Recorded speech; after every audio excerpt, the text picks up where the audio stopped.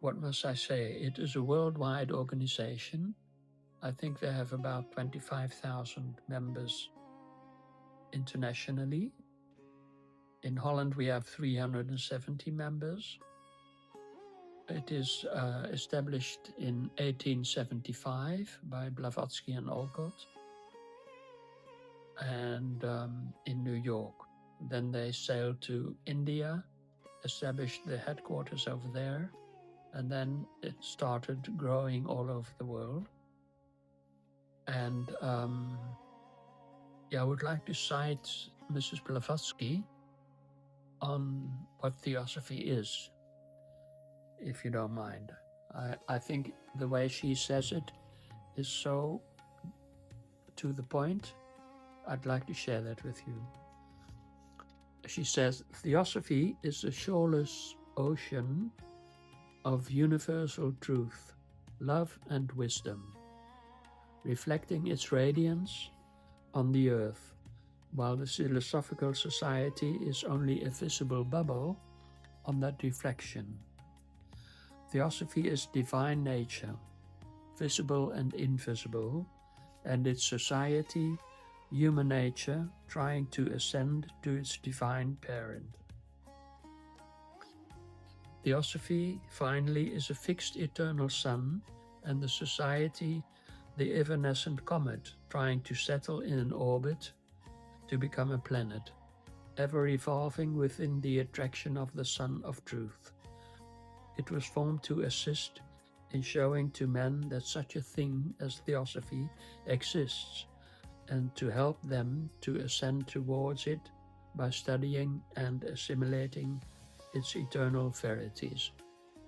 Now, what is clear here, that truth is a very important aspect of Theosophy. And you probably know that Theosophy has a motto: there is no religion higher than truth. And then in Sanskrit, it is truth is called Dharma, and we will speak also about Dharma later in this interview. One very interesting and important term of the whole theosophical terminology. So it means, it comes from the word Teosofía, which is Greek for the divine wisdom. And what Blavatsky wanted to do was to give back to humanity the origin of all wisdom. She says that we live in a world of fragmentation, and but in the beginning, many millions of years ago, humanity was still one, and the truth was one, and the truth was understood by humanity.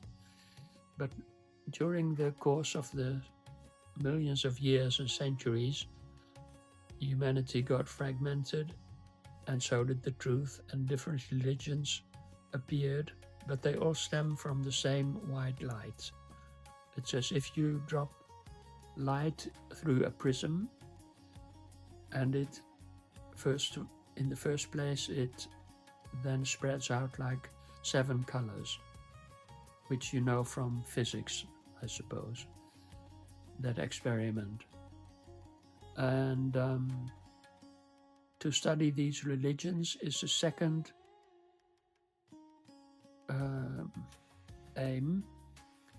purpose of Theosophy.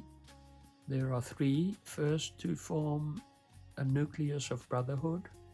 Second, to study the different religions of mankind and science and philosophy. And the third, to study the unknown laws of nature and of man. So we would also call that the occult, that which is hidden. Theosophy also seeks the hidden laws, the occult laws within ourselves. Those are also the laws of transformation or yoga and also the occult laws in nature, which go beyond what men of science know about physics. Their knowledge is derived from the senses and the mind, whereas the hidden knowledge, third object of the society, is derived from higher senses and from intuition and clairvoyance and so on.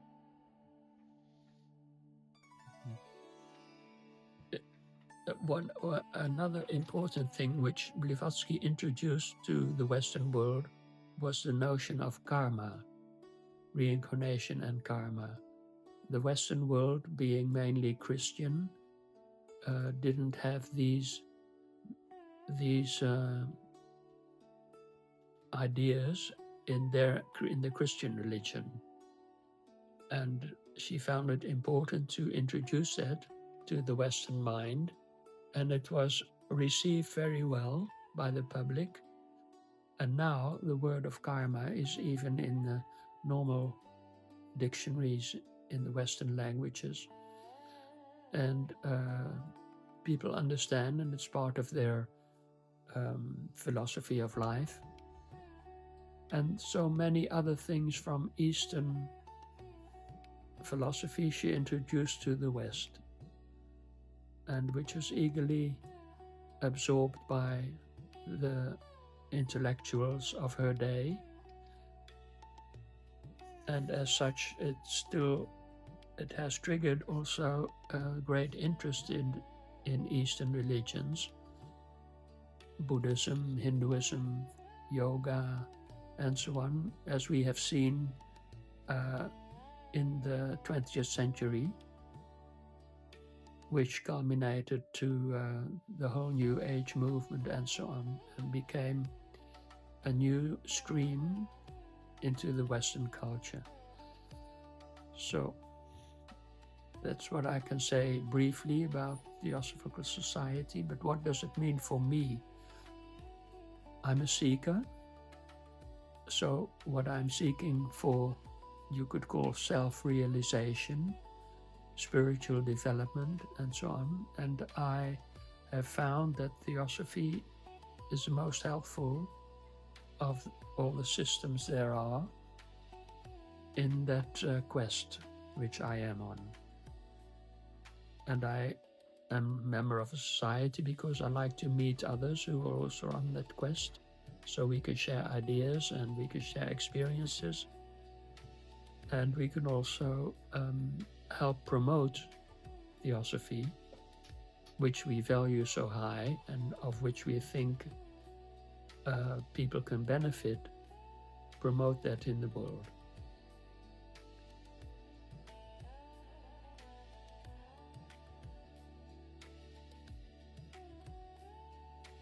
The founders of the Theosophical Society in 1875 in New York, but I'll start with HPB, which is her initials. She was called Helena Petrovna Blavatsky. She was born in Ukraine, which was then part of Russia. She belonged to the Russian nobility, and as a child she already had interesting experiences, and she read a lot in the library of her grandfather, a lot of philosophical and occult novels and scientific works. And then when she was very young, she started traveling. First she traveled to Greece and Egypt, and she met all kinds of interesting people. And then she also went to Paris and London, and then she went to New York. She had what we call a master, so a teacher who specially had her as a pupil. You know, the teachers in occultism, they don't have large classes, but they choose with a certain insight they choose their pupils, and she was one of them.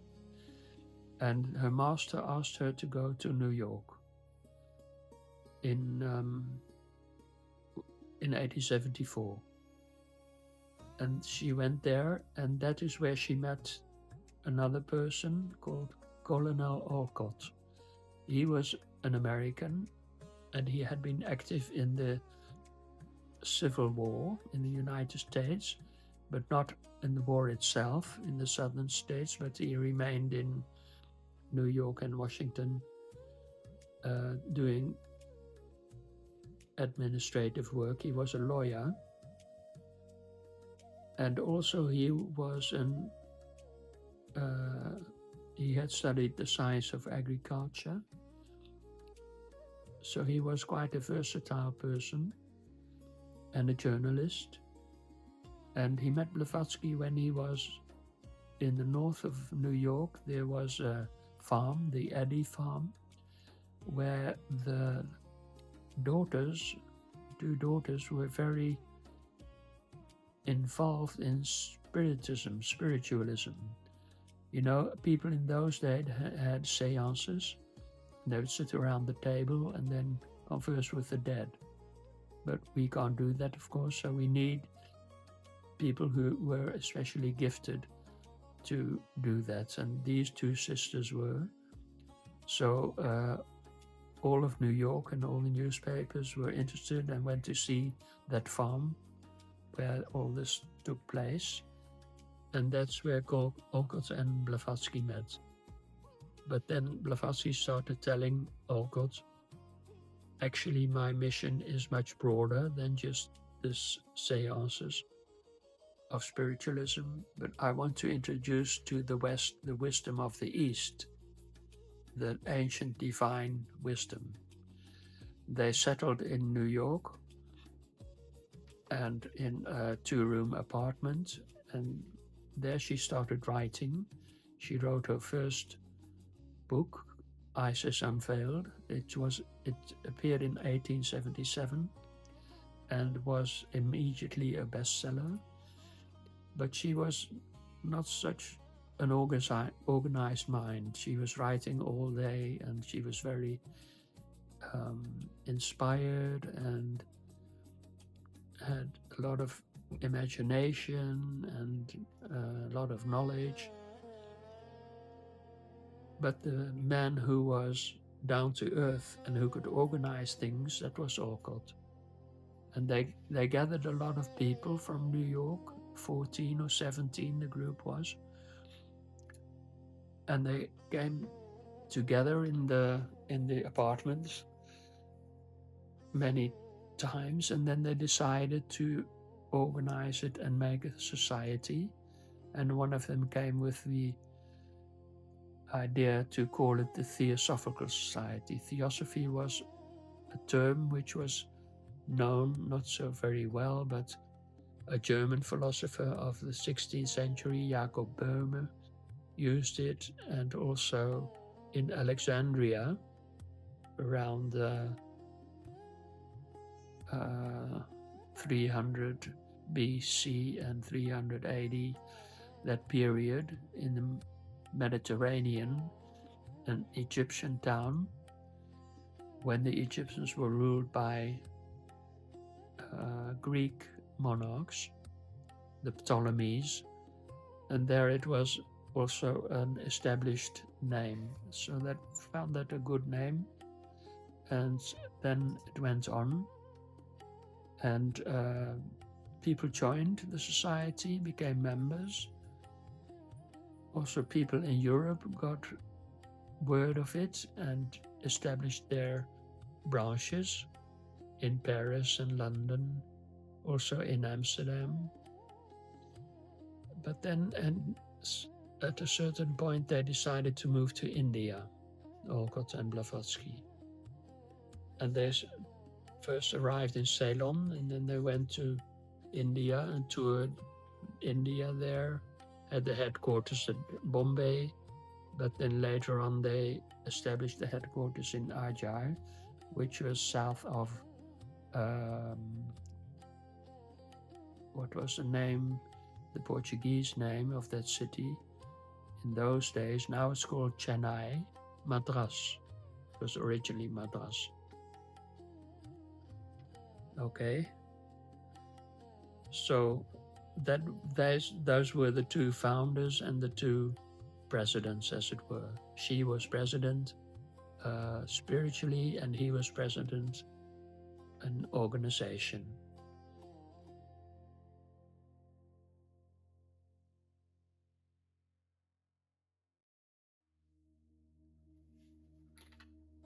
As a young child already, Helena Blavatsky had a master. His name was Moria. He lived in either in Tibet or in India. He journeyed between the two places, but he visited her astrally. For those masters, it's not difficult they also can use the astral body, not only the physical body to travel, but also the astral body.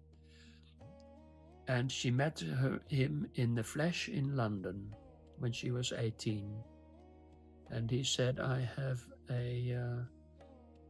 would you like to work for us, for humanity?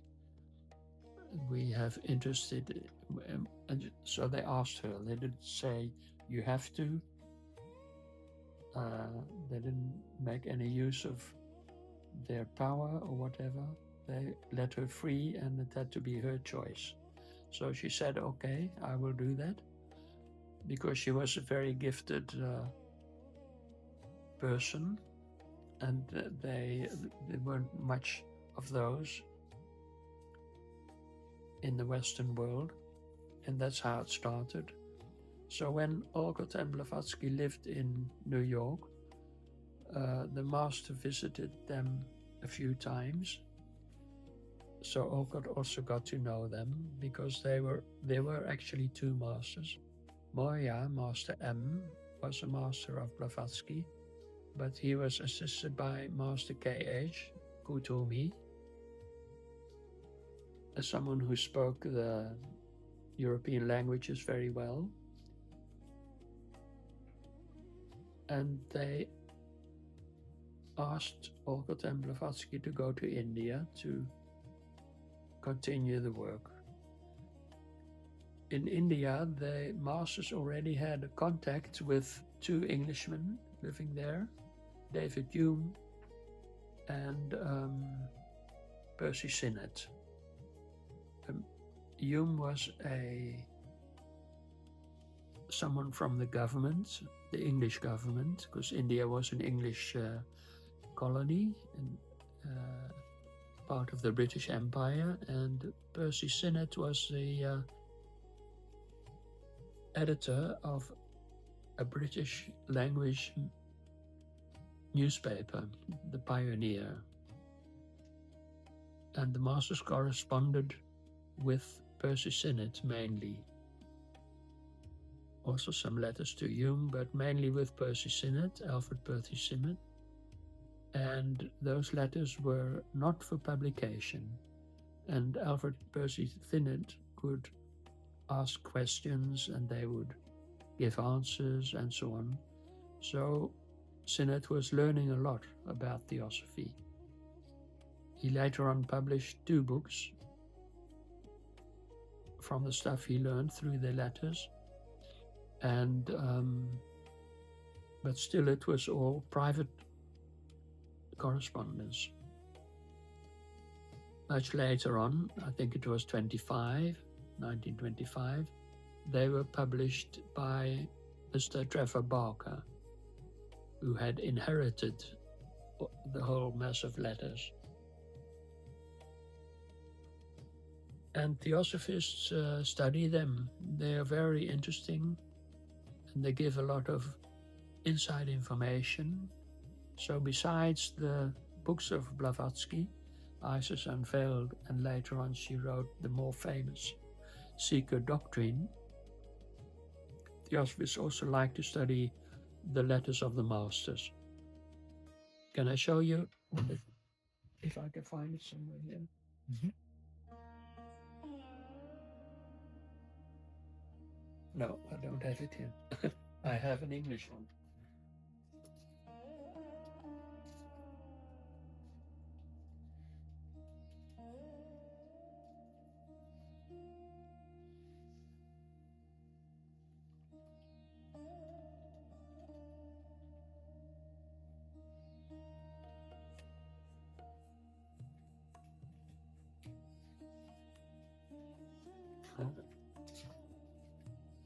Okay.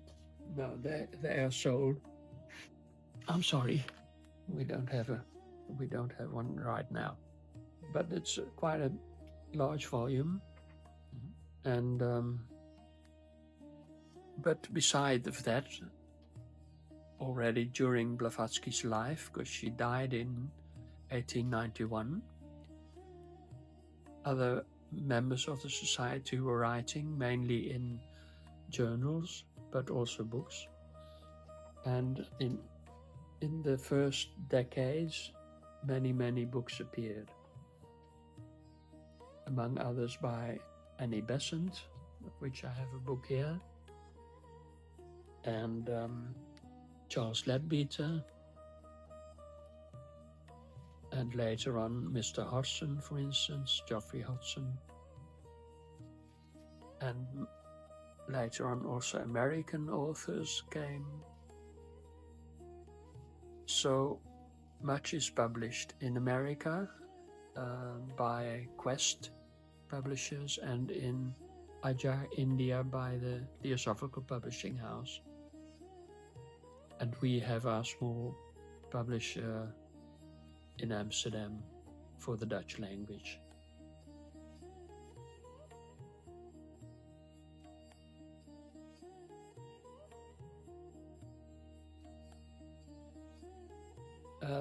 You know that in the 19th century, there was a new science, evolution. And Darwin played a great part in that. And that is when people started looking at a human being differently than before. Before that, the church was actually defining what a human being was. He was a crown of creation, and the most important creature, although they didn't use that word, entity, the most important of the solar system, which they also didn't,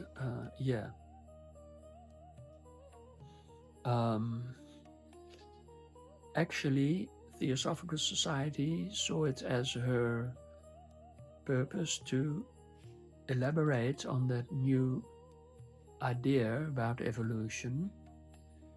And already the Western science had said humans come after animals. We are looking for the missing link, because the ancestors of humans must have been apes, gorillas and chimpanzees and so on, because they thought of evolution by only looking at the physical side and not the mental, not the soul, and not the spirit, just the physical side. And that's how they studied animals and plants and everything in nature in the viewpoint of evolution. Now, Theosophy is more Platonic, that is, spirit is also involved, not just matter. Actually, spirit is more important in the origin of everything. Also, that which is material is in the spirit. And so Theosophists say a human being is the link between spirit and matter, a most important link, because that plays a part in the whole cosmos. Spirit and matter are two extremities in the whole of creation, and they are linked by the mind of the human being. Well, this is very difficult to understand because it is so different from the way people in the West think. But it's an important and interesting definition. The human being is a link between spirit and matter. And that link is our mind. And the mind is the most important part of human beings, and through which they understand and can direct their lives and purposes and influence their surroundings.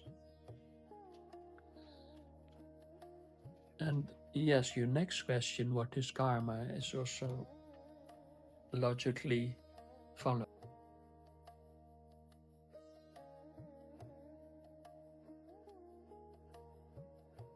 Karma is a word and also an idea which is completely alien to Western mind. There was no term in Western language equivalent to the Sanskrit word karma. In ancient Greece, they spoke of Nemesis, which is also a goddess. And that is what the closest you can get to karma in Western language, but it's an ancient, a dead language. It's not the same as modern Greek. So Blavatsky introduced that, and it is linked with the idea of reincarnation when it comes to karma in man. But first of all, it means the law of cause and effect. Everything has a cause. And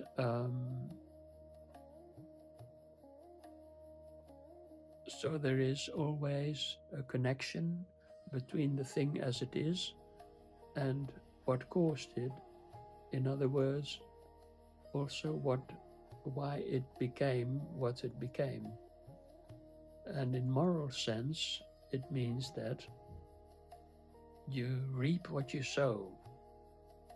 It's a word you can find in the Bible, but the idea of karma you don't find explained there.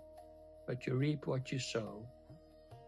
So it is a moral law when it comes to karma in humanity, because in nature it is a natural law, karma. And science works with it. Science works with, well, if I, for instance, raise the temperature to 100 degrees of water, it evaporates, becomes a gas. When I bring it down to 0 degrees Celsius, it becomes solid. It was fluid, but it becomes solid because it turns into ice. So here, this is also a causal reasoning, causal relation. So the whole world is full of that. It works like that, you could say. But the new thing for the Western mind was that they finally understood the words of the Bible, you reap what you sow, which you can understand when it's one lifetime. If you do something bad, they will get you and punish you. You know, if you do something good, you will have the fruits of that. If you work very hard, you will have some money or lots of money. So you can use this law to your own benefit or to your own downfall. But the new thing was, of course, karma in relation to reincarnation. So why is our life like this? Why does the one have a miserable life? And why does the other have a comfortable life, health and wealth? And the other is poor and sickly and so on. And that is because he reaps what his deeds were in a former life.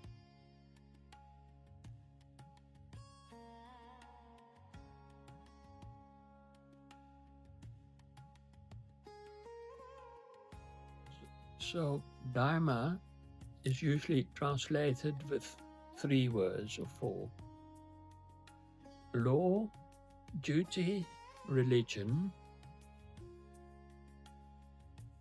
And one can also say the foundation on which the totality of creation and the universal laws rest. So it is a very large, all-encompassing idea, Dharma. It also means the essential nature of a being. I was in my house and I heard a bird scream in anguish.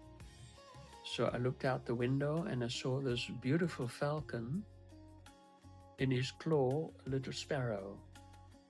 And I immediately realized, although you might feel sorry for the sparrow and think, what an awful bird of prey doing such an awful thing, but the bird was so beautiful that I immediately also understood it is his Dharma.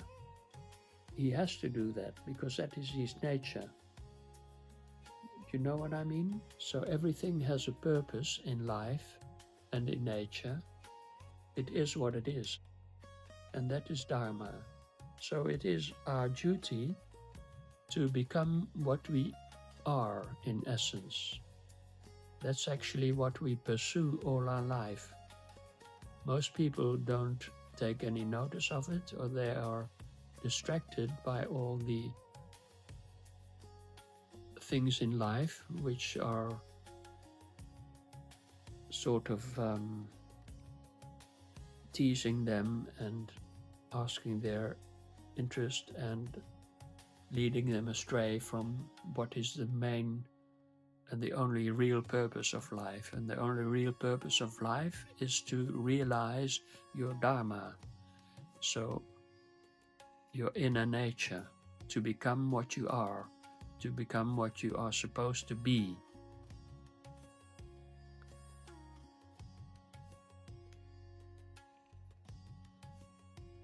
And that finds its expression in right ethics and the natural good. A person who fulfills his Dharma is someone who is observed by others to be good and true,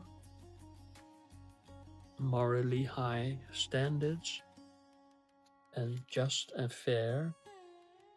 That comes naturally when you develop your Dharma. Besant, who wrote this book, I can recommend anyone, since it is such a difficult subject, more difficult to understand what Dharma is than to understand what karma is. I recommend anyone who wants to get into this subject to read this little book of Annie Besant. She has 4 meanings, like I said, duty, law, and religion, and she adds righteousness.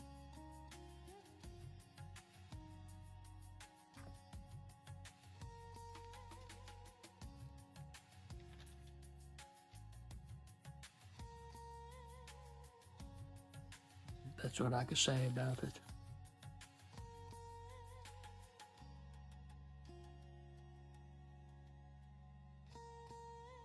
I got to know esoterics, Theosophy and all other systems, astrology and so on, when I was about 20, so that's 55 years ago. And I didn't join the Theosophical Society then. I did much later, so I was already well versed in Theosophy before I joined the society. But of course, what it meant to be was, to me, the most important thing was reincarnation and karma and the Eastern philosophy. I came into contact with the Eastern philosophy, the Bhagavad Gita, the Tao Te Ching of Lao Tse, Chinese philosophy, when I was 20.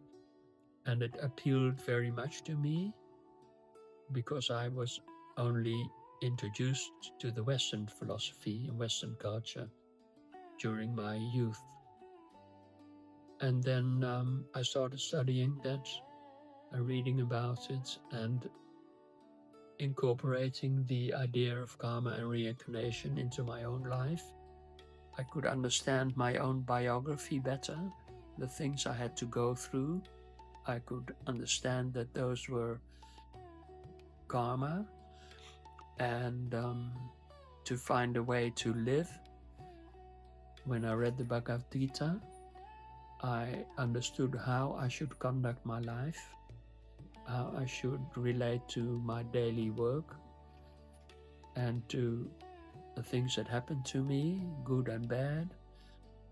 I could all learn that from this one classical book, Bhagavad Gita. So that was very important to me. And after many years of studying both Western and Eastern systems, I decided actually Theosophy fits me the most. You know, because I used to have my own philosophy when I was not yet 20. And then later on, when I read Theosophy, I thought, hey, this is just the way I think about it. So it was, you might say, it was also my Dharma. It was the essential me, which I recognized in the teachings of Theosophy. So there was no discrepancy between myself and the teachings of Theosophy. It was all natural.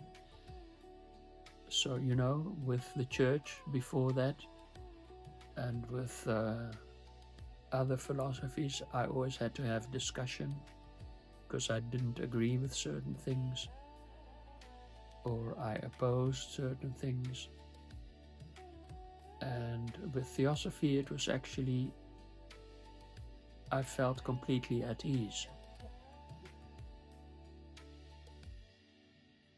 So that's what makes me think, yes, I am a Theosophist, if anything. And it influences my life, that it's actually with me every day.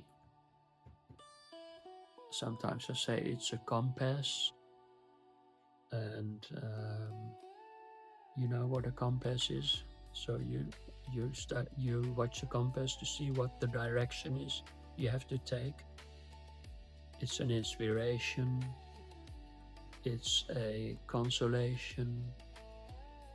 When you're down and depressed, it can give you comfort.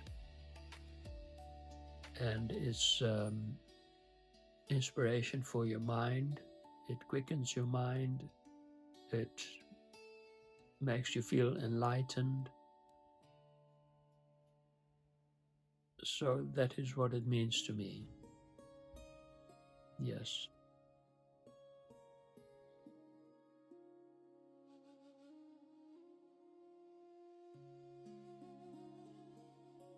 We have a proverb in Holland, but it's in all languages.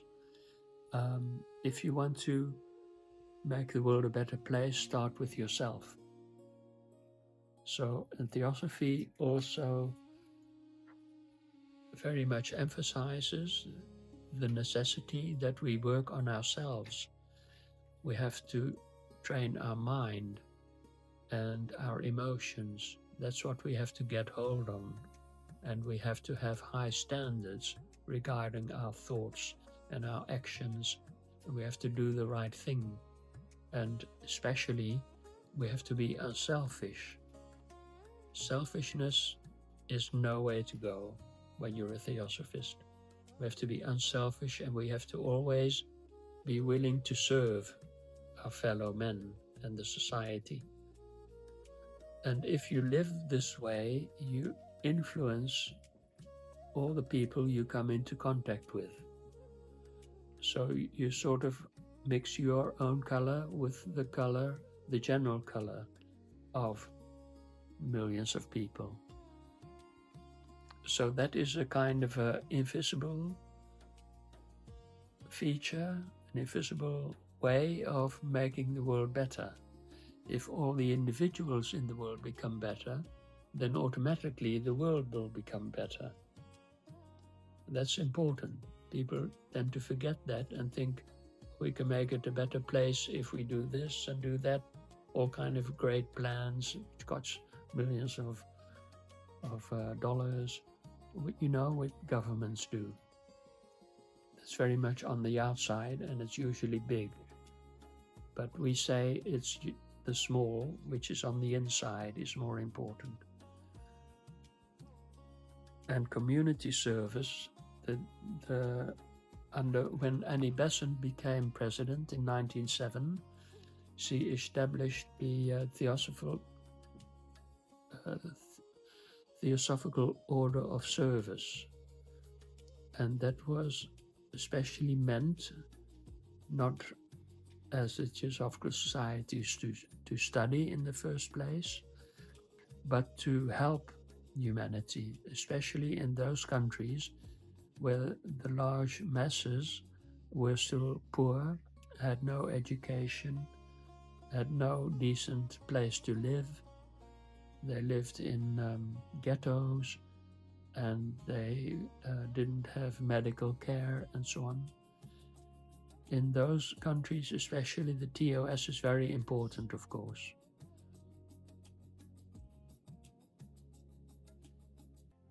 And everywhere you can imagine that Theosophists can help in all the social work which is necessary. In America, for instance, they do a lot of work with prisoners, I know. And also in Western cultures, we do collect money, for instance, for women in India, and education of women and education of the poor in India and in other poor countries, medical care, and so on. So that does happen for the community. It's an obligation. When you're a Theosophist, you do not live only for yourself. You care about the world, and you see it as your duty to help the world in what it needs.